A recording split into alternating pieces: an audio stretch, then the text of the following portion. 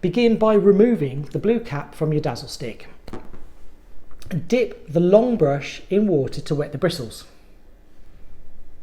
Then turn the silver end to release a small amount of blue polishing compound onto the brush, and you'll hear a click.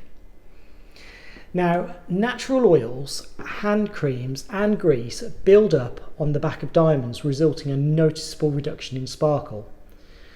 The Dazzle Stik also helps to reduce small scratches with a micropolymer to bring back much of the shine. Work the brush across your diamond setting and pay close attention to the underside of the diamond where dirt builds up over time. Once you've done that, rinse in the bowl of water and dry off in the kitchen towel. Finally, once you've done that, use the soft cloth to buff the ring.